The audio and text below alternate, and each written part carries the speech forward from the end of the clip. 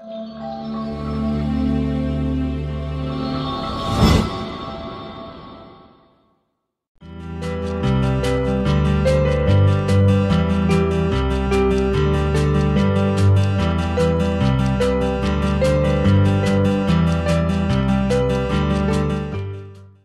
bersama dengan saudara. Sore hari ini saya akan berkhotbah dengan tema atau judul khotbah hidup di dalam janjinya. Bapak Ibu tentu tahu bahwa Tuhan ketika menciptakan alam semesta ini, Dia menciptakan semuanya sungguh sangat baik. Dia rancangkan semuanya dengan sangat baik. Tapi semua yang sangat baik itu menjadi tidak baik karena dosa. Semua orang tahu itu. Bahwa gara-gara dosa satu orang manusia, sehingga semua yang sangat baik yang Tuhan ciptakan itu lambat laun menjadi rusak. Tapi meskipun dunia ini semakin rusak, Bapak Ibu biji mata Tuhan, kebaikannya terus berlaku sampai saat ini. Bahkan sampai nanti akhir zaman.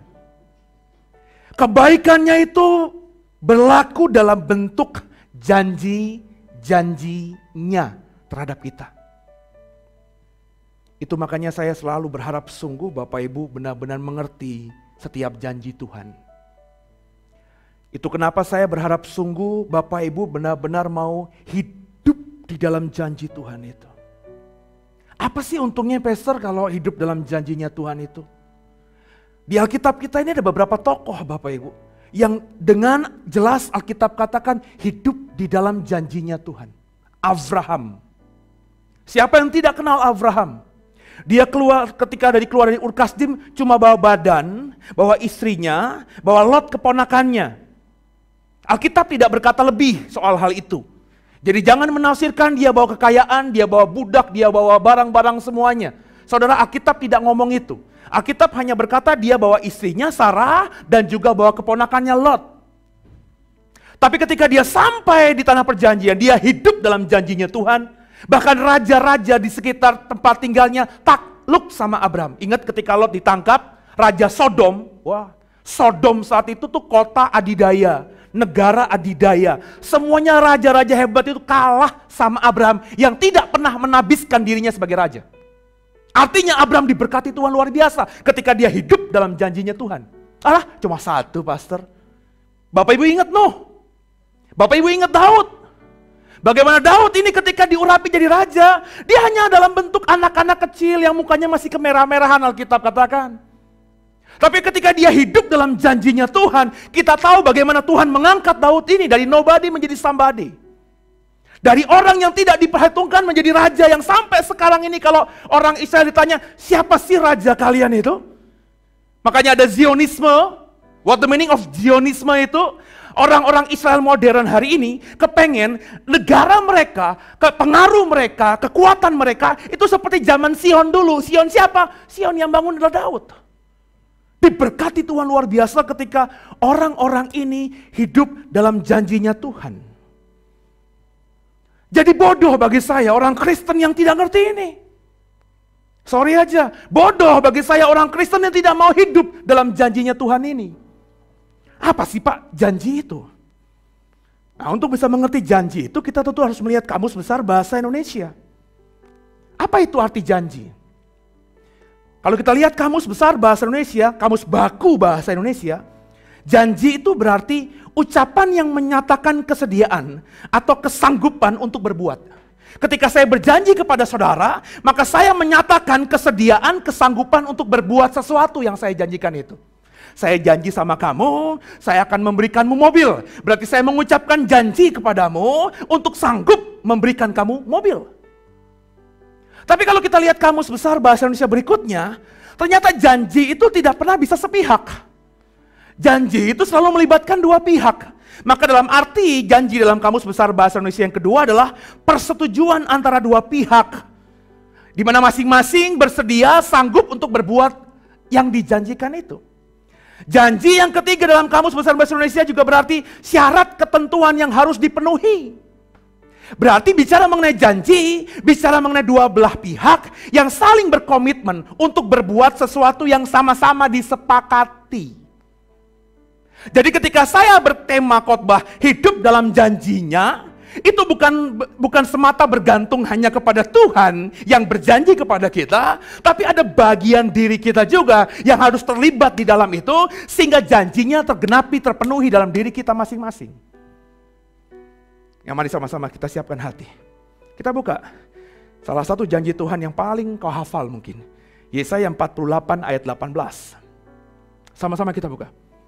Yesaya 48 ayat 18. Mari sama-sama kita baca satu ayat ini. Ayat 18. 3, 1, ya. Sekiranya engkau memperhatikan perintah-perintahku, maka damai sejahteramu akan seperti sungai yang tidak pernah kering. Dan kebahagiaanmu akan terus berlimpah seperti gelombang-gelombang laut yang tidak pernah berhenti. Ini ayat yang paling dihafal oleh banyak orang Kristen ketika mengklaim janji Tuhan. Ayat ini sering kita temui kalau kita ke toko buku Kristen tuh. Ya, saya dulu kalau orang ngundang saya punya hajatan, ibadah syukur rumah begitu ya, toko, kantor, itu biasanya saya tuh agak gimana gitu kalau nggak bawa buah tangan gitu ya. Salah satu yang paling mudah ya beli di toko buku Kristen hiasan dinding itu. Ini ayat yang populer. Jika kau perhatikan perintah-perintahku, itu biasanya kita lupa tuh. Tapi janji berikutnya, maka damai sejahteramu, wah keren banget itu, akan seperti sungai yang tidak pernah kering. Kita tahu dong sungai itu sumber air. Jadi kalau sumber kehidupan ini nggak pernah kering, maka hidupmu pasti akan diberkati. Dan kemudian dikatakan kebahagiaanmu, your happiness, akan seperti gelombang laut yang tidak pernah berhenti. Siapa yang nggak kepengen seperti ini? Yang nggak kepengen angkat tangan. Yang kepengen angkat tangan. Yang nggak angkat tangan? Nah, saya mah santai-santai aja lah. Saya kalau nanya saudara, siapapun yang saya tanya pasti kepengen hidup seperti ini. Ada janji Tuhan bahwa damai sejahteramu akan seperti sungai yang tidak pernah kering. Damai sejahtera itu apa? Kalau kita lihat kalimatnya dalam bahasa asli, bahasa Ibrani, bahasa perjanjian lama, damai sejahtera ini menggunakan kata yang sering kita ucapkan, shalom. Nah orang Indonesia ini terbiasa ngucapin shalom. Di gereja lidah kita itu gampang ngomong shalom. What the meaning of shalom? Damai sejahtera. Tapi ketika saya tanya, apa sih artinya damai sejahtera? Ya gitu deh Pak, damai sejahtera. Gak bisa dijelaskan lebih saudara. Ya. Nah memang keterbatasan bahasa Indonesia seperti itu. Karena mungkin juga, ini nih Alkitab kita ini ya, maafkan saya. Sedih juga saya.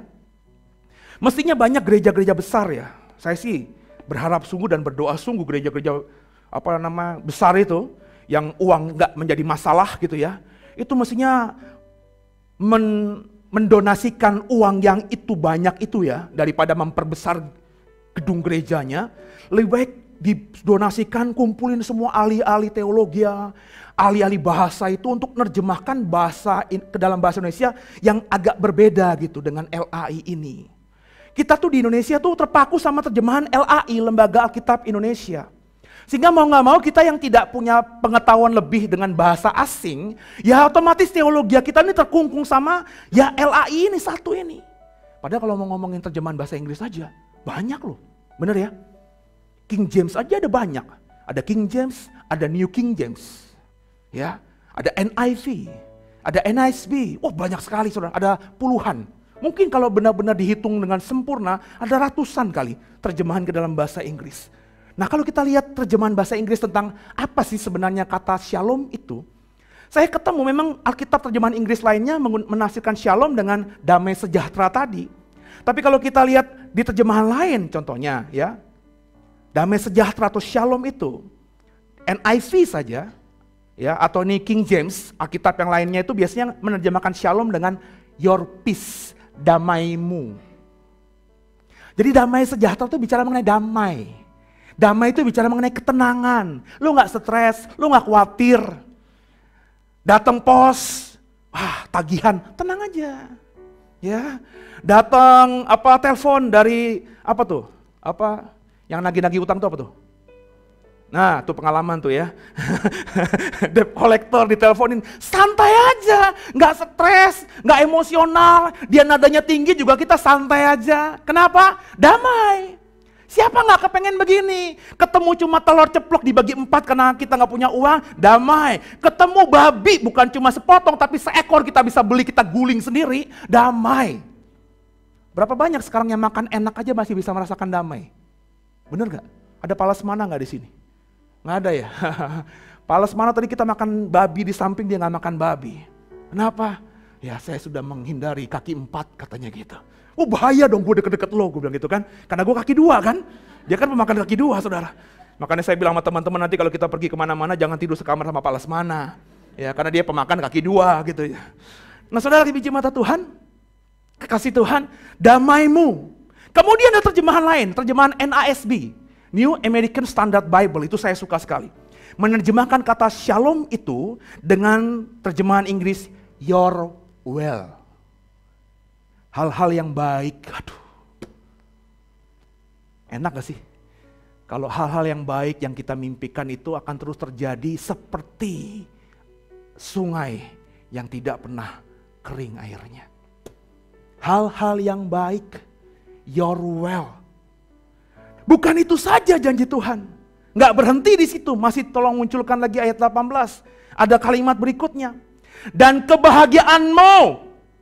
Kata kebahagiaan di sini menggunakan kata Ibrani sadakoh. Sadakah. Kalau saudara menguasai sedikit bahasa Arab, sadakah dalam bahasa Ibrani ini mirip dengan sadakoh dalam bahasa Arab. Ya, orang Indonesia menerjemahkan sadakoh itu dengan pemahaman yang simple, pemberian gitu. Supaya amal sadakohmu diterima. Apa itu? Ya kasihmu, pemberianmu.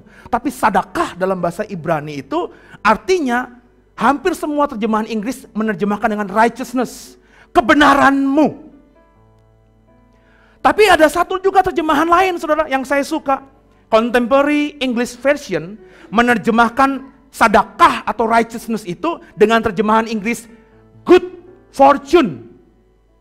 Apa tuh good fortune? Nasib baik, takdir baik.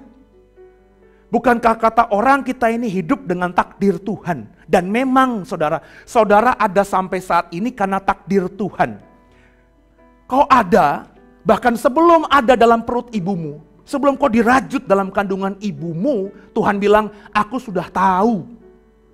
Maka saudara, kalau saudara benar-benar mengerjakan hal ini, kau akan dapat berkat Tuhan, janji Tuhan dalam hidupmu. Apa itu?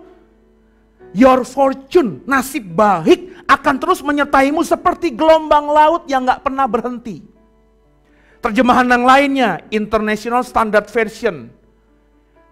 Sadakah diterjemahkan bukan cuma righteousness, bukan cuma diterjemahkan sebagai good fortune, tapi diterjemahkan sebagai your success. Jadi saudara, kau bisa sukses, kau bisa berhasil, kau bisa menjadi orang tanda kutip kata orang dunia, itu bukan karena kau hebat, bukan karena kau pinter, bukan karena kau kuat, bukan karena kau sehat, tapi Alkitab saya ngomong, bukan saya loh, Tuhan yang ngomong loh. Your success akan seperti gelombang laut, Seno, yang gak akan pernah berhenti. Memang gelombang laut gak pernah berhenti. Kau akan bisa seperti itu. Itu janjiku padamu. Nah, orang Kristen tuh senang dengar janji Tuhan seperti ini. Tapi tahukah saudara, bahwa setiap Tuhan berjanji, Tuhan tuh menuntut syarat sebelumnya. Inilah yang abai dipahami oleh kelompok Kristen di luar sana. Sehingga orang Kristen di luar sana tuh paling senang cuma mengklaim janji Tuhan. Aku percaya hidupku akan diberkati seperti sungai yang tidak pernah kering airnya. Aku diberkati seperti gelombang laut yang gak pernah berhenti. Orang Kristen kalau doa begini sambil bersyukur, mukanya berseri-seri gitu. Seolah-olah habis mengklaim janji Tuhan ini, maka berkat Tuhan akan tercurah atas hidupnya dia. Gak salah sih kalau orang Kristen beriman seperti itu. Saya cuma bilang ya imannya baru level begitu. Baru iman yang seneng-seneng doang. Memang ayatnya begitu. Shalommu akan seperti air sungai yang gak pernah kering. Kebahagiaanmu akan seperti gelombang laut yang gak pernah berhenti. Tapi orang-orang Kristen seperti itu lupa bahwa ada kalimat di atas janji Tuhan tadi. Apa itu? Coba munculin lagi. Ayat 18. Sama-sama kita lihat. Kita baca ya. 3, 1 ya. Ayo, 3, 1 ya. Sekiranya engkau memperhatikan perintah-perintahku. Ada kalimat itu sebelum ada janji Tuhan. Maka shalommu, damai sejahteramu, maka kebahagiaanmu akan seperti sungai yang gak pernah kering, akan seperti gelombang laut yang gak pernah berhenti. Ada syaratnya dulu. Syaratnya apa? Kalau engkau memperhatikan perintah-perintahku. Memperhatikan itu apa sih maksudnya, Pastor? Saudara, memperhatikan menggunakan kata Ibrani hiksapta. Hiksapta ini diambil, dikembangkan dari kata dasar kasap. Saya nggak tahu bahasa Sunda kasep itu diadopsi dari kata kasap ini apa tidak. Karena kalau saya pikir-pikir mungkin ada hubungannya, karena perbedaan artinya itu sangat dekat sekali. Ya. Kasep itu bisa berarti ganteng, benar ya? Kasep itu bisa berarti, aduh udah kadung lah, udah kasep lah gitu.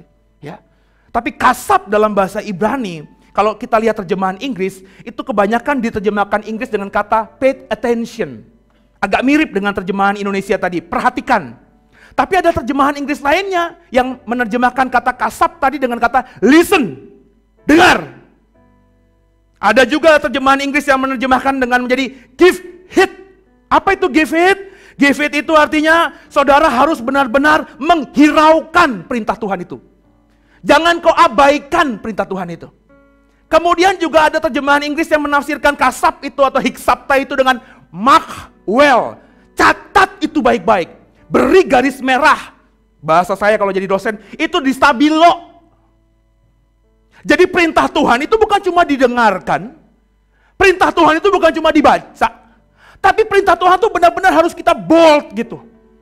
Bapak Ibu, kalau kita nulis WhatsApp begitu kan, atau nulis email gitu, kalau kita mau memberikan penekanan kan biasanya huruf-hurufnya kita bold gitu, saudara ya. Makanya seringkali salah paham gitu. Kalau saya tuh kalau mau ngebold itu maksudnya mau memberi penekanan, tapi kalau orang-orang yang sensitif gitu ya, kalau saya SMS pakai hurufnya besar semuanya, WhatsApp besar semuanya, atau kalau di email pakai saya bold gitu, saya tebelin lagi, itu apa sih maksudnya si Seno itu? Pakai di bold gitu kan, seolah-olah marah gitu. Mark well. Dan yang menarik saudara, kata hiksapta yang diterjemahkan menjadi kata memperhatikan dalam LAI ini, juga kita ketemu dalam terjemahan Inggris menjadi regard. Regard itu apa? Hormat. Makanya kalau kita nulis surat, regard siapa gitu. Ya, memandang, menghormati. Bagaimana saudara? Kalau ditanya tadi, siapa yang kepengen damai sejahteranya seperti air sungai yang gak pernah kering? Angkat tangan. Siapa yang kepengen agar kebahagiaanmu seperti gelombang air laut yang tidak pernah berhenti? Angkat tangan. Pertanyaan yang angkat tangan tadi, sudah belum? Hiksapta, kasap, perintah Tuhan. Jadi omong kosong saudara bisa sukses. Omong kosong hidupmu bisa tenang. Kalau kau tidak pay attention, kalau kau tidak mark well, tandai khusus, baca sendiri, baca dengan sungguh firman Tuhan ini. Jadi orang Kristen tuh gampang saudara. Tinggal Jesus, I believe in you. Udah jadi Kristen. Tinggal hubungi saya, Pak Seno celepin dong. Udah pernah belum sebelumnya? Udah 5 kali Pak. Cuma Pak Seno kan belum, 6 kali saya celepin juga. Apakah itu otomatis saudara menjadi orang yang penuh dengan damai sejahtera? Alah, entar dulu dong. Gue udah melayani bukan cuma setahun, 2 tahun, belasan tahun, bahkan puluhan tahun. Banyak orang yang bahkan sudah melayani, tapi hidupnya nggak damai sejahtera. Udah melayani, tapi kebahagiaannya nggak terpancar. Mukanya ngebetein mulu kalau kulitnya bening putih gitu ya. Ya, itu kebahagiaannya nggak kelihatan. Kalaupun dia suntuk masih enak bening gitu. Tapi kalau mukanya kayak gue hitamnya gini, ya udah hitam, nggak ada sukacita, nggak ada seri-seri. Wah, timpuk aja deh sama batu mendingan. Sama-sama saudara. Jadilah orang Kristen yang ngerti rahasia ini. Kita tidak usah klaim-klaim, makanya di gereja ini 5 tahun saya nggak pernah ngajar, ayo kita klaim firman Tuhan. Hah, itu orang atau pendeta yang ngajar klaim-klaim firman Tuhan tuh pendeta yang mesti belajar lagi kalau bagi saya, maafkan saya. Sebab janji Tuhan tuh gak usah diklaim. Tuhan tuh bukannya pedagang asuransi, saudara. Ya, yang kalau kita mau klaim harus telepon. Ini nih, gue sakit nih, tolong ya bantu ya, klaim ke asuransi. Gak perlu.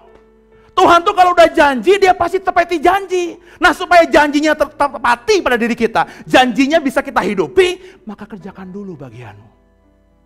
Bagianmu apa? Dalam Yesaya 48 tadi. Pay attention. Hiksapta, kasap sama firman Tuhan. Alah, pastor, itu kan perjanjian lama. Kita kan umat perjanjian baru. Perjanjian lama emang begitu. Tapi perjanjian baru gak gitu. Nah, saudara, ada orang memilah-milah gitu, perjanjian lama sama perjanjian baru. Sorry ya, Alkitab ini gak bisa dipilah-pilah. Ya namanya Alkitab ini ya ada perjanjian lamanya, ada perjanjian baru. Kalau Tuhan lewat rasul-rasulnya sudah bersabda, pokoknya hidupin aja perjanjian baru, maka Tuhan pasti ngomong juga, matikan tuh perjanjian lama, udah buang aja perjanjian lama. Tapi semua bapak-bapak gereja gak pernah meniadakan kejadian sampai Maleaki. Artinya apa? Apa yang Tuhan sabdakan di perjanjian lama itu masih berlaku. Firman Tuhan itu tidak akan lenyap, bahkan ketika bumi ini lenyap, firmanku tinggal tetap, saudara. Nah, bagaimana dengan perjanjian baru?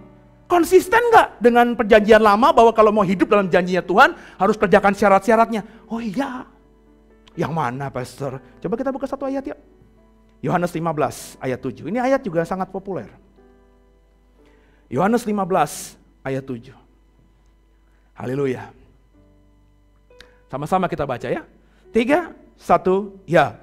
Jikalau kamu tinggal di dalam aku dan firmanku tinggal dalam kamu, mintalah apa saja yang kamu kehendaki dan kamu akan menerimanya. Coba di sini jujur ya, iya di atas ya, tidak di atas tidak, selebihnya dari setan. Siapa yang pernah doa begini? Tuhan, aku butuh A, B, C, D, E, terus koma. Bukankah kau yang berjanji? Mintalah apa saja yang ku kehendaki dan aku akan mendapatkannya. Ayo ya, yang pernah doa begitu, ingat ya, ya di atas ya, tidak di atas tidak. Yang nggak ngaku dari setan. Yang pernah begitu ya, jujur. Saya angkat tangan loh. Saya angkat tangan loh. Gue dulu pernah begitu. Enak bener gitu. Ya. Pak Seno salah nggak? Oh, nggak salah. Lalu kalau nggak salah kenapa nggak boleh? Cuma kurang bener. Nah kalau kurang bener ya, gimana dong? Salah. Karena ayatnya dibaca cuma sepenggal doang. Yang lo inget tuh di otak kiri, otak kanan, otak-otak gitu ya. Itu yang enak-enak aja, mintalah apa saja yang kau kehendaki maka kau mendapatkannya. Makanya orang Kristen tuh pokoknya, Tuhan aku minta mobil. Aku minta rumah. Aku minta pesawat. Aku minta rumah Tuhan, tapi jangan pintunya cuma 2 ya, pintunya 15. Maksudnya punya kontrakan-kontrakan juga tuh. Ya. Mintanya semau dewe gitu loh saudara. Apakah itu yang Tuhan mau maksudkan? Apakah dengan kita mengklaim janji Tuhan, kita akan diberkati dengan apa saja yang kita minta, kita terima? Nanti dulu, coba lihat kalimatnya, kalimat atasnya tadi. Jikalau kamu tinggal di dalam aku, dan firmanku tinggal di dalam kamu. Ada kata tinggal 2 kali diucapkan, diulang di ayat yang sama. Saya dosen hermeneutika, ilmu tafsir Alkitab. Saya sudah mengatakan bahwa Alkitab ini sebenarnya gampang untuk dimengerti. Pokoknya kalau kita ketemu satu kalimat, kalau kita ketemu satu ayat, kalau kita ketemu satu pasal, kalau kita ketemu satu perikop, ada kata, ada kalimat yang diulang lebih dari 2 kali, itu artinya ditekankan sama yang nulis. Nah ini cuma satu ayat, tapi ada 2 kali kata tinggal diulang. Artinya apa? Penting untuk dipahami. Jadi sebelum kita minta apa saja, perhatikan dulu apa yang ditekankan. Tinggal. Tinggal di sini menggunakan kata Ibrani menete, mene, yang artinya to stay, abide, remain, diam, ada, tetap. Nah seperti apa tinggal itu? Nah, coba perhatikan lagi Alkitab ini. Ada 2 kata tinggal. Yang pertama bisa dikerjakan oleh Bapak Ibu dan saya. Sangat mudah. Jikalau kamu tinggal di dalam aku. So apa sulitnya tinggal dalam Tuhan? Bukankah Tuhan pernah berkata, kalau kau percaya padaku, maka kau sudah tinggal dalam aku. Semua orang Kristen bisa. Karena orang Kristen selalu berkata begini sama saya, Pak Seno, Pastor, saya ini Kristen sampai mati. Ditawarin apapun saya tolak, nehi si medikete kuci-kuci hotai. Pokoknya Pak Seno ya, kalau dibelah dada saya ya, dilihat ya Pak Seno, ada tulisannya loh pakai huruf merah, I love Jesus. Kalau Pak Seno ambil stetoskop ya, rekam degup jantung saya, bunyinya tuh gak seperti orang-orang kafir itu loh, deg-deg itu orang kafir. Kalau saya, love Jesus, love Jesus, love Jesus. Sampai dokter saya tuh kaget-kaget loh. Sampai saya didiagnosa, ya dikumpulin semua dokter-dokter, kenapa ini pasien ini kok degup jantungnya ada melodinya ya, kayak love Jesus, love Jesus. Dengerin saya ya, mungkin bener kok bisa seperti itu. Dari muka-mukanya sih iya kayaknya. Gak mungkin tinggal Tuhan. Bener gak? Gak mungkin tinggalin Tuhan. Ya, kayak muka-muka suci semuanya. Muka-muka saint, santa semuanya ya. Lo mati nanti di nisan lo ada salib, gue yakin. Tapi problemnya dalam konteks khotbah saya ini. Ada dua kata tinggal. Gak cukup cuma tinggal dalam Tuhan. Tinggal dalam Tuhan tuh gampang. Lo percaya Tuhan, dibaptis, maka kau sudah tinggal dalam Tuhan. Tapi ada kata tinggal kedua nih, yang susah loh. Coba perhatikan. Dan firmanku tinggal dalam kamu. Gimana caranya firman Tuhan bisa tinggal dalam diri kita? Oh gampang Pak Seno. Itu kata dukun saya. Alkitab ini ya di mantra-mantrain dibakar, terus abunya dimasukin ke teh manis, kita minum. Udah tuh Alkitab kita tinggal dalam kita. Gendeng loh. Bukan begitu. Firmannya supaya tinggal dalam kita, ya harus kita baca. Jadi tolong jelasin sama Seno yang terbatas ini. Gimana caranya firman Tuhan bisa tinggal dalam hidupmu kalau lo gak pernah baca Alkitab? Kalau cuma baca Alkitab cuma hari Minggu sekali. Itu pun di pendeta yang bacain, gue cuma diem aja ngeliat doang. Gimana? Caranya gimana? Itu makanya di gereja ini sejak 5 tahun lalu saya udah nekankan. Pokoknya jemaat harus baca 3 pasal sehari. Dengan baca 3 pasal sehari, setahun tuh bisa kelar tuh Alkitab dari Kejadian sampai Wahyu. Ini yang ikutin omongan saya udah 3-4 kali ngulang dari Kejadian sampai Wahyu. Kalau kita baca Kejadian sampai Wahyu terus menerus, tiap hari kita baca 3 pasal saja, kita paksa diri kita untuk baca aja, lambat laun Bapak Ibu kalau udah dipaksa, jadi kebiasaan. Kalau jadi kebiasaan, gak dikerjakan, garing. Nangkep gak? Lu cengah-cengir lu gak pernah ngerjain sih soalnya. Coba deh. Lu semuanya nih, yang udah baca Alkitab nih, tiap hari baca Alkitab. Pak Seno, ketika baca Kejadian mah enak ya. Ceritanya, pada mulanya Allah menciptakan langit dan bumi. Enak itu ceritanya tuh. Tapi udah sampai imamat Pak, aduh Pak bete Pak. Ya, hukum Taurat, hukum persembahan. Tapi lu paksa diri lu terus. Jadi kebiasaan. Kalau udah jadi kebiasaan, kita gak baca, garing, kering. Kalau kita sudah biasa baca Alkitab, maka firman tinggal dalam diri kita. Ini gak bisa ditumpangi tangan pendeta. Pak Seno, tolong urapi saya Pak. Kenapa? Supaya firman Tuhan tinggal dalam diri kita. Kalau ada yang begitu, gue siram sama air aja sekalian. Gimana caranya gue pendeta doain lo supaya firman Tuhan tinggal dalam diri lo? Gak bisa lah. Ada gak ayatnya? Pernah gak Tuhan Yesus begitu? Pernah gak para rasul begitu? Jadi supaya firman Tuhan tinggal dalam diri kita, ada bagian diri kita yang harus kita matikan. Biasanya nonton sinetron Korea gitu ya, matikan dulu lah. 3 pasal tuh 1 jam. Pak Seno, saya 15 jam. Ya lu ambil tidur habis itu soalnya. Baru 5 ayat, 15 jam baru bangun lagi. Lanjutin, 1 jam, gue udah cobain kok.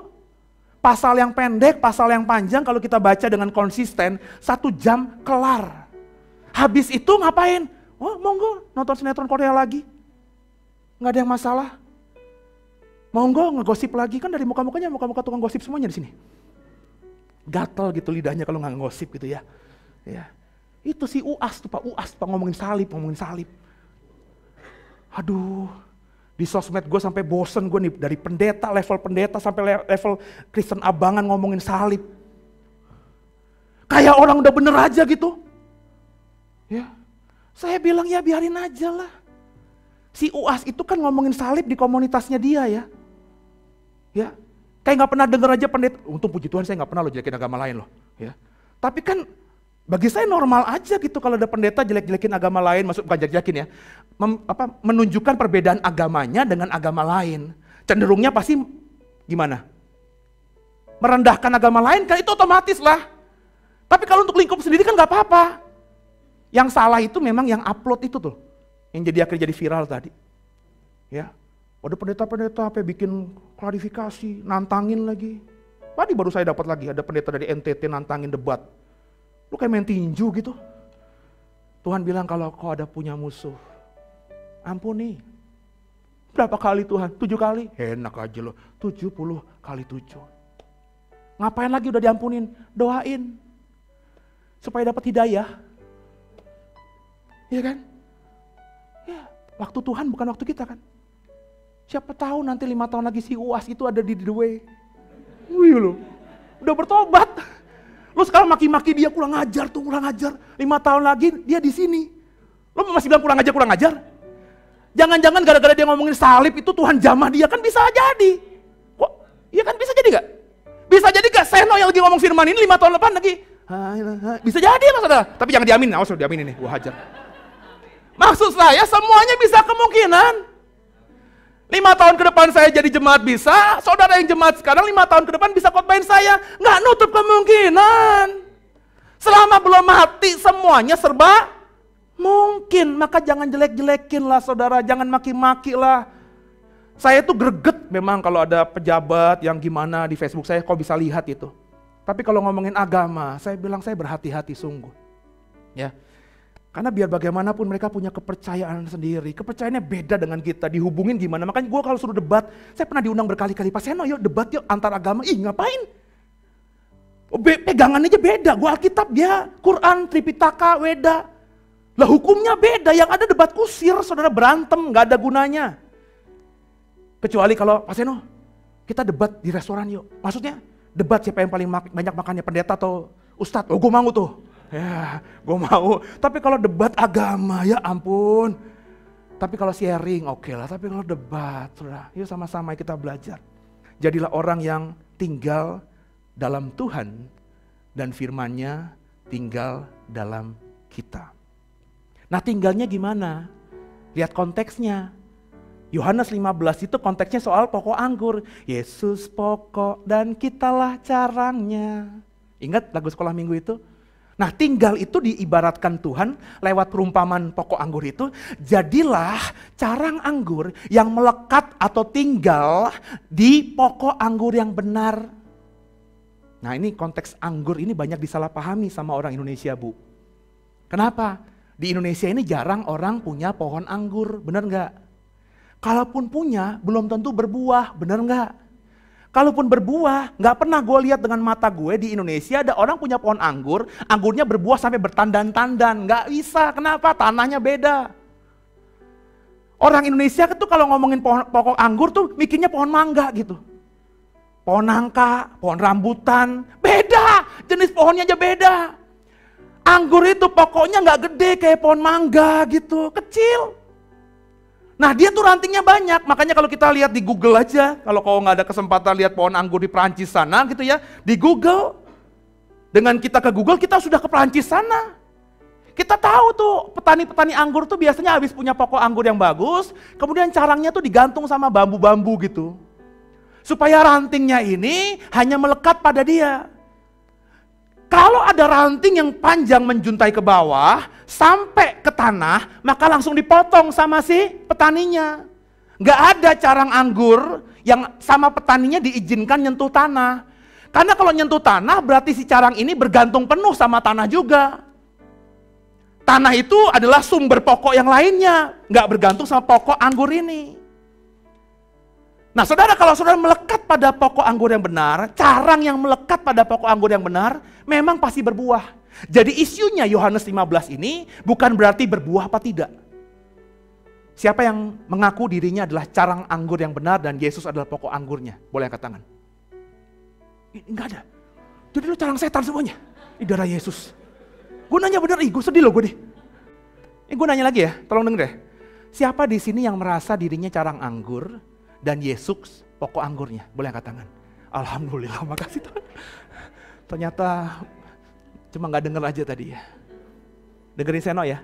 Kalau kau carang anggur dan Yesus pokok anggurnya dan kau melekat sama dia, kau pasti berbuah. Gak ada carang yang tidak berbuah ketika melekat pada pokok anggur. Jadi isunya bukan berbuah atau tidak. Masa sih Pak orang Kristen tuh berbuah Pak kalau udah bertobat. Lo kalau udah jadi Kristen berubah pasti bertobat, berbuah. Paling gak dengan ucapan kan.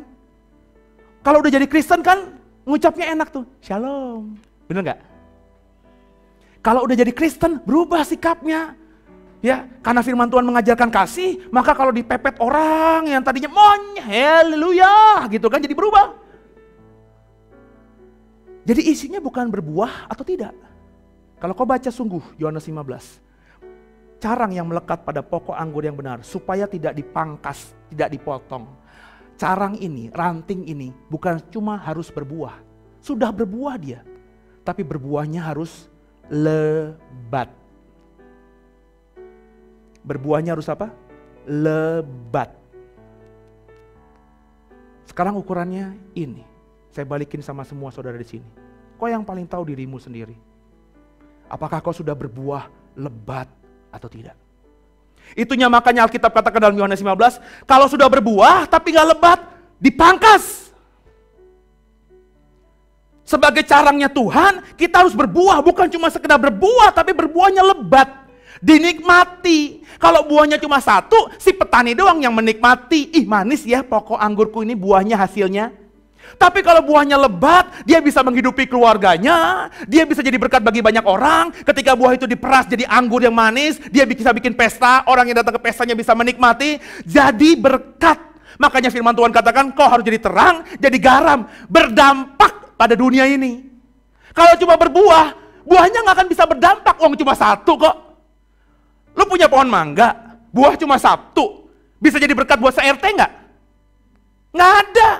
Jangankan se-RT, suami kita aja kadang-kadang nggak dapat. Suami udah bilang, ntar sore gue pulang ke Jambil ya. Si istri bilang, kalau dia ambil laki gue nggak makan nih. Ya, dia langsung ambil siang-siang, dimakan sendiri. Mana? Udah macodot Pak. Tapi kalau buahnya banyak, jangankan laki lo, dia makan bukan sampai gitu. Sampai lihat ke toko buah di Total itu udah enak aja memangga. Kenapa? Di rumah gue udah makan mangga. Siap 2 jam 5 mangga. Kau bisa bagi ke tetanggamu. Siapa di sini? Oke, diem aja. Gak pernah ya bagi buah ke tetangga. Kelihatan dari muka-mukanya. Lu punya buah diembat sendiri ya. Bagi sama tetangga. Bagi sama pendetamu. Itu yang paling penting. Kekasih Tuhan, biji mata Tuhan. Jadi setiap janji ada syarat. Alah Pak Seno, cuma 2 ayat di Alkitab. Emang ada ayat lain di mana janji Tuhan tuh selalu diikuti dengan syaratnya dulu. Wih, saya berani ngomong nih. Saya nggak pernah meneliti satu persatu ya, tapi saya pernah punya buku di mana penulisnya berkata di Alkitab kita ini ada ratusan janji Tuhan. Dan pendeta ini yang meneliti itu berkata bahwa semua janji Tuhan selalu diikuti sebelumnya dengan syarat. Cuma yang orang Kristen sering hafal, yang sering dipakai, dibaca, diingat, cuma ya janjinya doang yang enak-enak itu. Salah satu contoh, coba kita buka yuk. Tolong dibuka, Ulangan 28 ayat 13. Ini juga gue yakin nih ayat yang sering kau pakai kalau kau doa. Lagi punya pergumulan gitu, ayat ini dipakai. Ulangan 28 ayat 13. Tolong dimunculkan. Yuk bersama saya, 3, 1, ya. Tuhan akan mengangkat engkau menjadi kepala dan bukan jadi ekor. Engkau akan tetap naik dan bukan turun. Enak ya? Siapa yang pengen jadi kepala bukan ekor, angkat tangan? Wih, yang mau naik gak pernah turun, angkat tangan. Wih, makanya doa aku percaya Tuhan. Anak muda nih ya, kalau retret ya. Aku percaya sambil nangis lagi, masa muda aku jadi kepala, gak pernah jadi ekor. Naik gak pernah turun, wah keren banget lah kayaknya. Tapi berhenti di situ. Seolah-olah full stop, titik gitu, padahal koma. Komanya apa? 3, 1, ya. Apabila engkau kembali mendengarkan perintah Tuhan. Bukan cuma mendengarkan perintah Tuhan Allahmu, koma lagi. Yang kusampaikan hari ini bukan cuma itu saja, koma. Dan kau lakukan dengan setia. Jadi kalau dihubungkan ayat-ayat tadi, Kalau kita baca tadi di Yesaya, Shalommu, damai sejahteramu, kebahagiaanmu akan seperti sungai yang gak pernah kering, seperti gelombang laut gak pernah berhenti kalau kau mendengarkan, pay attention dengan perintah Tuhan. Nah kalau dihubungkan dengan ulangan ini bukan cuma mendengarkan ternyata, tapi juga melakukannya. Bukan cuma sekedar melakukan, kalau melakukan semua kita bisalah. Kalau kau disakiti orang, berikan pipi kirimu, ketika kau ditampar pipi kanan, saya sudah bisa berikan. Tapi sekali. Karena kebetulan yang menyakiti kita, pasangan kita. Bisalah memaafkan pasangan kita. Tapi kalau tetangga kita, entah dulu Pak Seno. Dia berikan, ditampar pipi kiri saya hajar. Apanya? Dua-dua pipinya. Sudah perhatikan baik-baik. Kalau kita baca tadi, bukan cuma mendengarkan. Bukan cuma melakukan. Tapi melakukannya dengan setia. Hai istri, tunduklah sama suamimu. Udah kau lakukan kan? Yang sudah melakukan angkat tangan. Istri, hai istri, kau harus tunduk sama suamimu. Yang sudah melakukan angkat tangan. Ini Raja Yesus. Wah ini zina semuanya nih. Warrior princess nih. Suaminya digarok sama dia semuanya. Bisalah melakukannya ya, tunduk sama suami ya. Ketika awal bulan. Ketika gajian. Ketika gajian ya, suami tuh pulang kerja, sini yang sepatunya aku bukain, kaos kakinya dibukain, udah kaos kakinya udah seminggu masih dicium-cium, bau loh kaos kakiku, aduh baumu itu tetap aja indah Pak. Kalau awal bulan, baru kopi ya aku bikinin ya, nasi goreng langsung dilayani. Tapi lakukanlah dengan setia. Ketika nanti suatu waktu Tuhan izinkan suamimu gak bisa ngapa-ngapain lagi. Sorry ya, udah stroke. Gerakin tangan aja gak bisa Bu. Dia udah gak berdaya. Dia gak bisa ngelakuin bahkan untuk buang air aja sendiri dia gak bisa. Pertanyaan saya, gue kalau ngomong ini merinding loh. Padahal gue bukan istri kan ya. Masih bisa gak tunduk sama suami? Hai suami, kasihlah istrimu yang sudah mengasihi istri, angkat tangan. Gila ada ya, waduh, darah Yesus Tuhan. Ini jemaat apa? Jemaat setan nih Tuhan. Mengasihi istri. Bisa. Kalau istri siapin kita makanan enak ya. Dipijitin habis pulang kerja ya. Dimandiin pakai air panas, lu ngebunuh suami lu, tau gak kalau dimandiin pakai air panas? Air anget. Kadang-kadang dulu tuh, zaman sekarang udah ada itu ya water heater ya. Zaman dulu tuh saya dengar pendeta tuh kalau khotbah berapi-api. Saudara kalau jadi istri yang melayani suami, ya maka layani suami dengan sungguh. Ya, suami pulang dari kantor, siapin air panas buat dia mandi. Gila air panas. Rontok-rontok tuh, mati masuk UGD tuh suami. Air hangat Bu, ya. Suami mengasihi istri. Ya, tanya istri saya Silvi itu. Istri saya itu kan nggak kecil, ya. Maksud saya kalau dia nyebrang jalan kesenggol, bisa jadi mobil yang nyenggol dia yang celaka. Hah? Tapi saya kalau nyebrang sama dia berdua, saya selalu ya di atas ya, tidak di atas tidak, memposisikan diri saya di sebelah kanannya dia. Karena saya tahu firman Tuhan katakan, hai suami kasihlah istri seperti Kristus mengasihi jemaatnya, rela mati buat jemaatnya. Maka suami itu harus rela mati buat istri. Saya selalu ngajar, coba ajak nyebrang jalan besar. Tuh, habis di depan Giant tuh ada jalan raya besar tuh. Ya. Tapi jangan pas lampu merahnya, kalau lampu merahnya kita nyebrang enak. Ya. Jadi agak ke teras kota dikit gitu saudara. Ya. Teras kota ada jembatan penyeberangan, jangan di situ tapi di bawahnya. Ya. Pokoknya langgar firman Tuhan untuk menggenapi firman ini. Ya. Lihat posisi suamimu berdiri di mana. Jangan-jangan kalau dia berdiri kalau suamimu berdiri sebelah kanan, maka kalau ada yang wing nabrak, laki lo yang mati duluan. Itu berarti suami yang benar-benar mengasihi istri, rela mati. Kalau begitu, bersyukurlah kau punya suami seperti itu. Tapi kebanyakan suami gak begitu. Ketika ngajak nyebrang, dia sengaja memposisikan diri sebelah kiri. Sambil berdoa, iya Tuhan ini waktunya Tuhan. Udah 15 tahun sama perempuan ini Tuhan. Aduh, bawel, gak pernah mandi, gak pernah sikat gigi. Dasarnya bolong-bolong. Aduh Tuhan, dah ini waktunya ambil Tuhan. Pas plak, alhamdulillah. kasih Tuhan, biji mata Tuhan. Belajarlah mengerjakan. Ya. Pak Seno, itu lagi kan perjanjian lama lagi, perjanjian lama lagi. Perjanjian baru mana? Coba kita buka satu ayat terakhir. Matius 28 ayat 20. Ayat yang juga sangat populer. Matius 28 ayat 20. Yuk kita buka yuk. Matius 28 ayat 20. Kalimat yang terakhirnya. Dimulai dari kata dan. 3, 1 ya. Dan ketahuilah, aku menyertai kamu senantiasa sampai kepada akhir zaman. Ini janji Tuhan kepada kita. Bahwa dia akan menyertai kita sampai akhir zaman. Siapa yang mau disertai Tuhan sampai akhir zaman? Angkat tangan. Wah, semuanya. Seolah-olah kalau kita, terimalah berkat dari Tuhan. Maka Tuhan Immanuel itu akan menyertaimu. Amin. Saudara, nanti dulu. Ini kalau kita baca baik-baik konteks dekatnya, Yesus itu lagi ngomong hanya kepada 11 muridnya. Bukan kepada yang lain. Tapi 11 murid ini bukan sekedar Tuhan janjikan aku akan menyertaimu sampai akhir zaman, tapi ternyata ada syaratnya. Dari 11 murid yang tersisa, Yudas Iskariot udah mati. Kalau kau kerjakan ini, aku akan menyertaimu sampai akhir zaman. Kalau kau mau disertai Tuhan sampai akhir zaman, lihat ayat 19-nya, kemudian baca lagi ayat 20-nya. Ayat 19 naikin bersama saya. 3, 1 ya. Karena itu, pergilah, jadikanlah semua bangsa muridku. Baptislah mereka dalam nama Bapa, Anak, dan Roh Kudus, ayat 20-nya. Dan ajarlah mereka melakukan segala sesuatu yang telah kuperintahkan kepadamu. Dan ketahuilah, aku menyertai kamu senantiasa sampai kepada akhir zaman. Jadi janji bahwa akan disertai Tuhan sampai akhir zaman hanya berlaku bagi murid-muridnya Tuhan. Yang mengerjakan perintahnya, apa itu? Pergi. Waduh, bener Pak Pendeta. Nanti malam saya mau pergi dari rumah.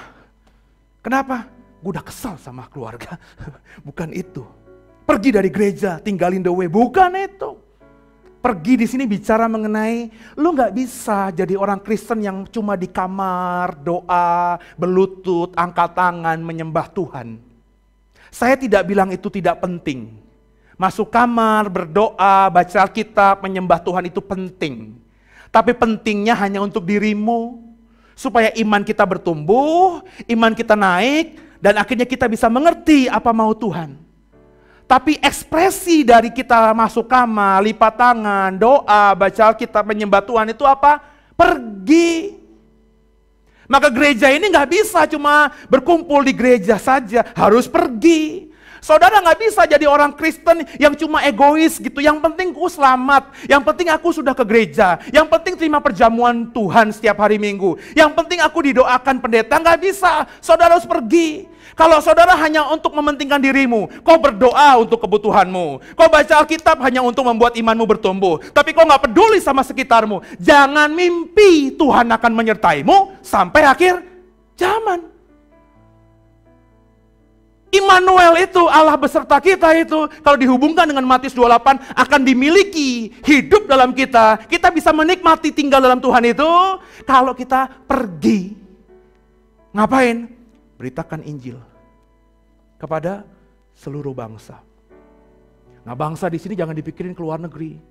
Ya, saya pernah punya waktu ketika saya masih muda dulu. Sampai sekarang masih ada tuh. Teman dekat saya lah. Mamanya sering telepon saya. Sen, itu temen lu tuh, dikit-dikit uang. Saya bilang, temen saya yang mana? Ya anak gua lah, kata dia gitu kan. Lah emang kenapa kalau di kampus baik-baik aja kok? Kuliah juga keren kok. Ya dia sering minta duit, katanya mau pergi ke luar negeri. Ngapain? Menginjil. Dia berpikir pergi jadikan semua bangsa muridku itu harus ke luar negeri. Gelo, emaknya stres, jual propertinya.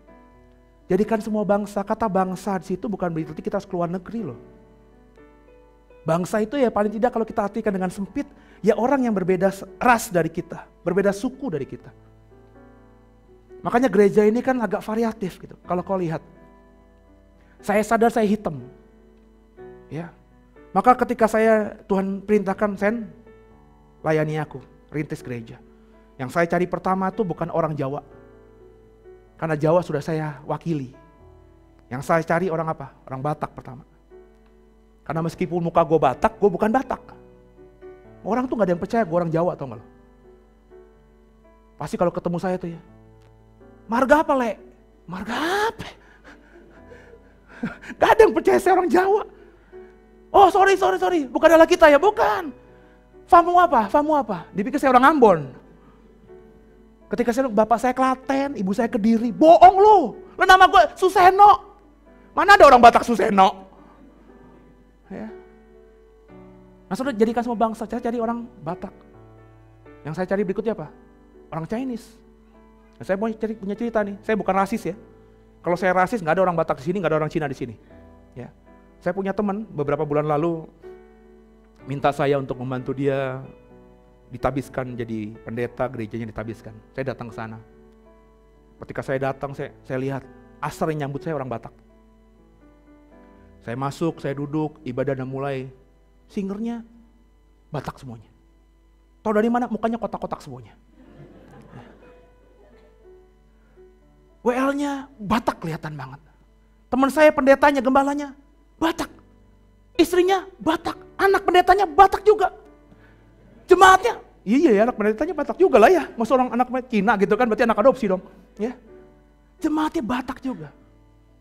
Yang saya langsung ambil, habis saya ibadah, saya bilang, bro, lu nih, gue kayak masuk ke planet lain di sini, saya bilang gitu. Semuanya Batak, bukan nggak boleh Batak.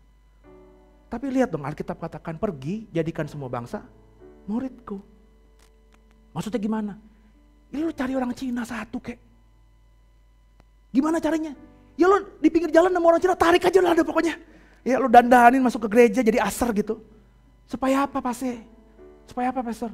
Supaya kalau ada orang Chinese masuk ke gereja lo, nyaman. Karena ada orang Chinese juga jadi asar, jadi pelayan Tuhan. Dengerin gue lah, saya bilang gitu. Meskipun umur kita gak jauh, pengalaman pengembalaan gue dan pelayanan gue lebih banyak daripada lo. Kalau ada orang Chinese masuk ke gereja lo, langsung disambut, horas le! Gitu kan ya. WL-nya semuanya Batak, ngobrol Batak. Dia minder lah. Minggu depan gak mungkin datang. Tapi kalau ada satu Chinese lo taruh di situ. Terus ngomong, wah nyambung dia. Bikinlah komunitas Cina di situ. Langsung cari orang Jawa yang shalom penjenengan pundi. Nah gitu kan. Besok ada si Darmo datang nyangkut di gereja lo, saya bilang gitu. Nah gereja harus seperti itu. Sudah belum saudara? Ya, tadi saya ngomong-ngomong sama beberapa orang di guru sekolah minggu situ. Saya bilang anak-anak kita nih ya, kan kita nih orang Kristen nih, kalau punya anak-anak pengennya di sekolah Kristen gitu ya, swasta gitu ya. Tapi dengerin saya deh, itu ada benernya, ada salahnya juga. Saya mengamati ya, saya pecinta dalam artian pemerhati anak-anak muda. Anak-anak muda Kristen, aktif di gereja, terus sekolahnya SD, SMP, SMA Kristen.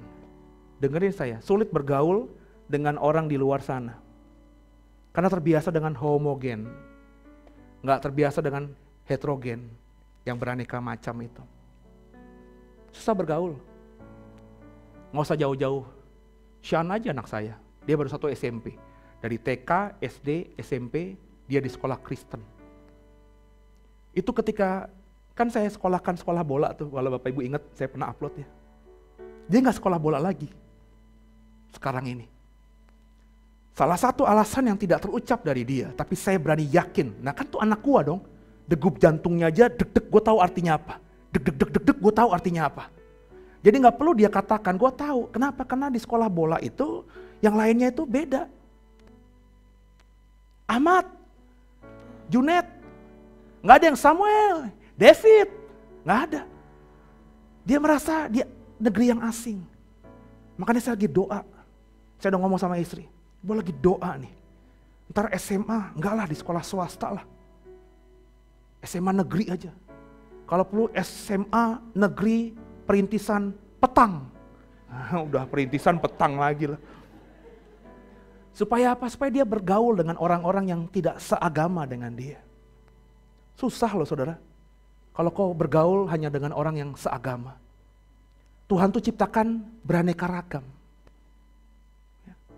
Istri saya aja, dia bisa terima ada orang yang berbeda kulit dengan dia setelah nikah sama saya.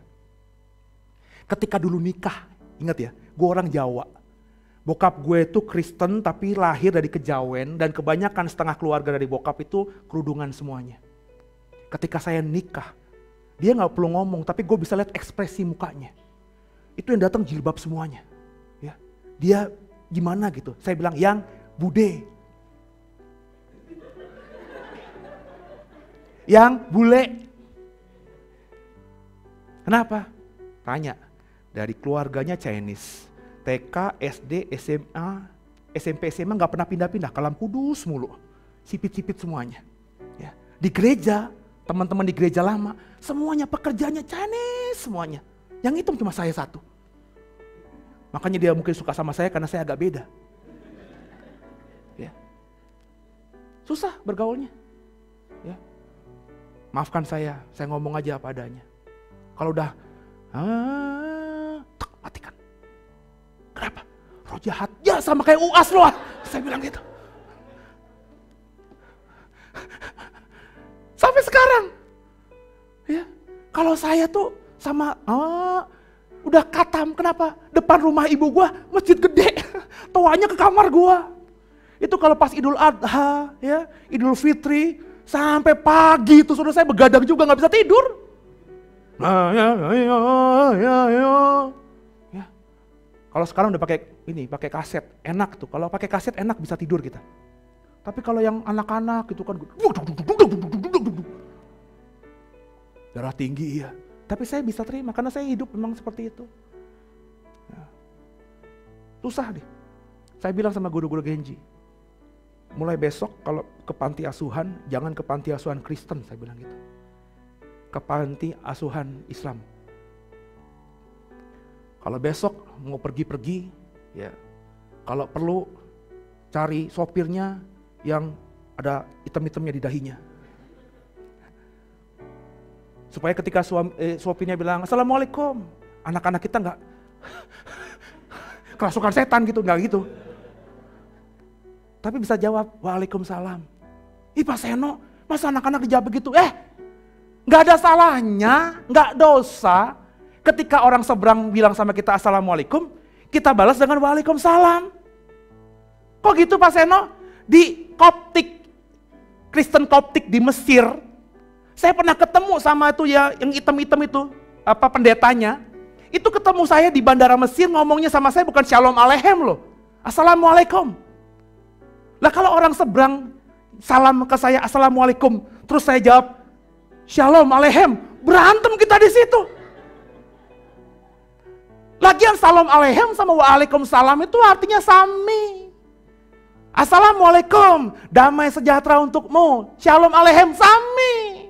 Dibales, Waalaikumsalam, damai sejahtera juga untukmu. Aleichem shalom, sami. Jadi mulai besok Bapak Ibu, kalau Bapak Ibu punya rekan partner bisnis yang muslim, gak ada salahnya jadi berkat. Tabur bara di kepala mereka. Ketika ketemu tuh ngomongnya apa? Assalamualaikum Pak Haji. Step dia langsung, tau gak? Wih, orang Kristen, Assalamualaikum. Dia mulai ramah sama kita. Kalau dia sudah membuka hati ngobrol sama kita enak, kan kita bisa masuk pelan-pelan. Tapi kalau kita ketemu Pak Haji, Shalom Aleichem Pak Haji. Yesus satu-satunya jalan kehidupan. Mati lo saudara. Mati lo saudara benar-benar. Nggak jadi berkat. Sampai kapanpun tuh Haji nggak akan bisa mau dengar kita. Nangkap saudara? Kita belajar sekarang ini. Kerjakan bagian kita, maka Tuhan akan mengerjakan bagiannya. Kalau bagiannya Tuhan sudah kita alami dan kita hidup dalam janjinya Tuhan, kau akan diberkati Tuhan luar biasa. Apa yang namanya hidup di bumi seperti di surga, bukan mimpi, bukan isapan jempol, tapi fakta. Semoga saudara paham, supaya mengerti dan kerjakan dalam hidup kita masing-masing. Haleluya. Tundukkan kepala kita, doa.